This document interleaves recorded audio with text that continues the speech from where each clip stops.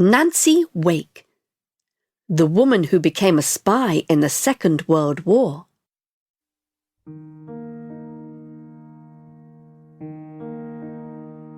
I fought with the French resistance against the Germans in the Second World War.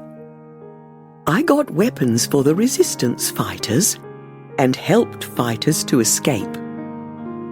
I was part of the final victory against the Germans in 1945. I was born in New Zealand, but I grew up in Sydney, Australia.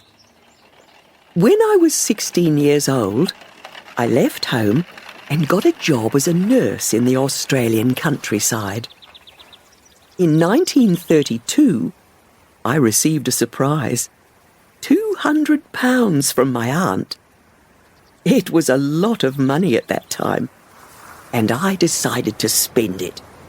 I went to Sydney Harbour and bought a ticket to North America.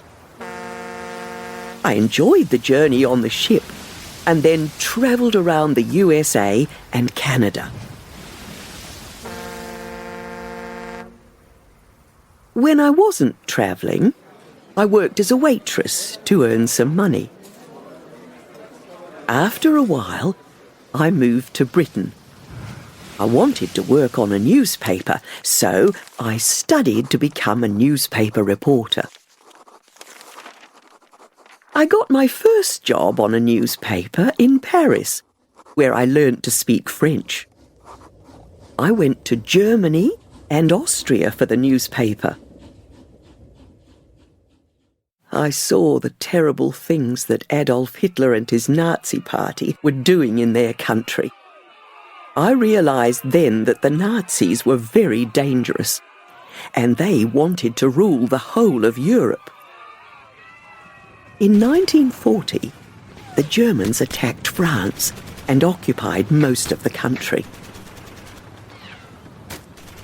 I was already living in the south of France, where I married my first husband, a businessman, Henri Fiocca. We both hated the Nazis and wanted to help in the war against them. I began to work for the French resistance in Marseille.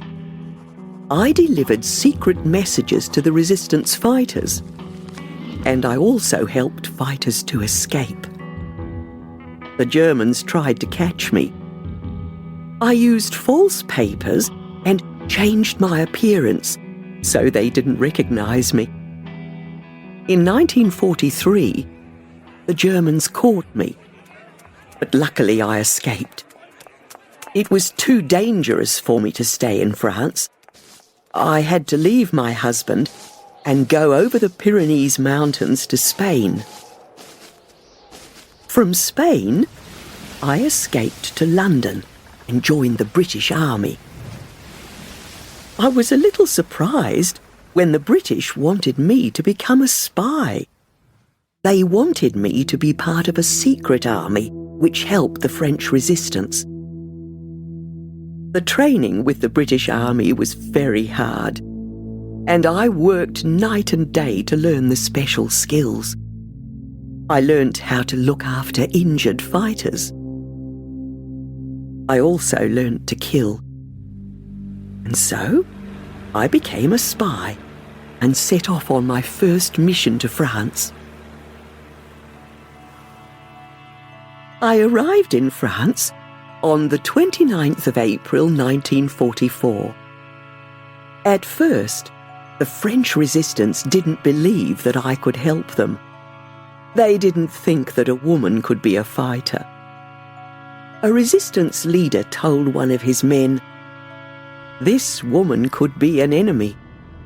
Ask her to go for a walk with you. When no one is around, kill her."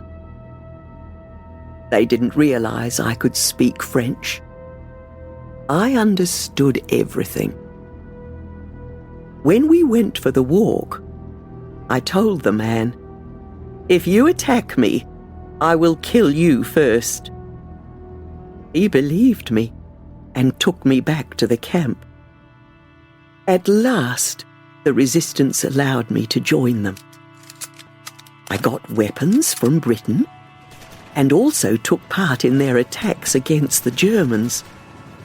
We blew up railway lines and stole German weapons.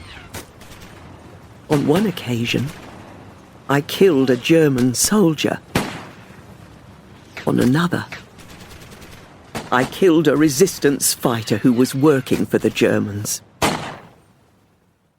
Our attacks against the Germans were very successful, but it was difficult to keep everything secret.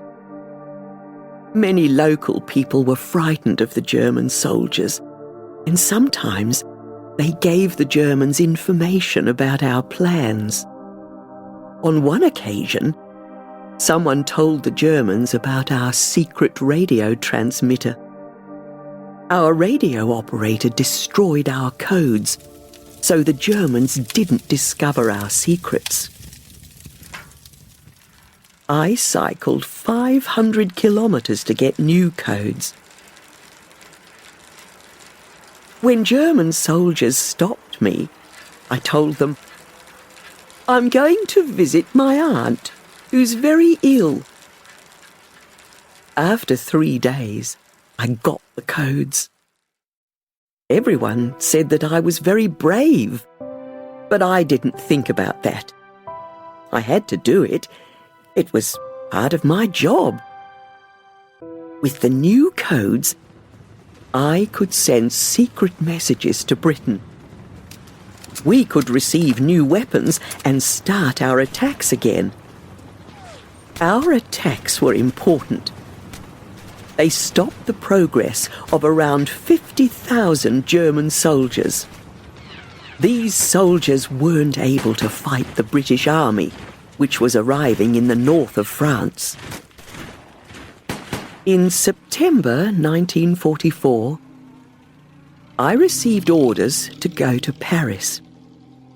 In Paris, I helped the British and French armies in the final months of the war. On the 8th of May, 1945, we heard the wonderful news. The war was over, and the victory was ours. I wanted to return home to my husband. I was shocked to discover that he was dead. He was killed by the Germans in 1943. It was time for me to start a new life. I went back to Australia and tried to become a politician. I wasn't successful, and life seemed boring after the war. I then moved to the UK for several years, and I got an office job with the British Secret Service. I was happy to receive many honours for my work in the war, such as the George Medal from the British. And at the end of my life, I felt proud to be part of one of the most important victories in history. The victory brought peace and freedom to Europe.